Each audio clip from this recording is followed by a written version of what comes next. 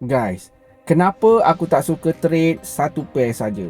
Sebab realitinya market tak sentiasa on our side. Ada masa pair tu sentiasa tak sesuai langsung dengan strategi kita. Setup tak clear, trend tak kuat, signal pun kabur. Tapi sebab kita fokus satu pair, kita jadi terdesak. Kita mula paksa entry, nampak sikit-sikit macam ada setup, terus masuk. Padahal dalam hati tahu itu bukan trade yang berkualiti. Dan dari situlah loss mula jadi kebiasaan.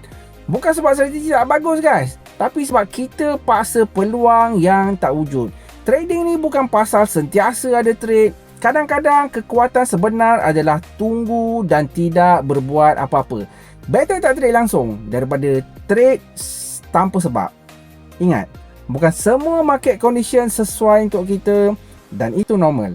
Yang bahaya apabila kita ignore benda tu dan tetap masuk juga.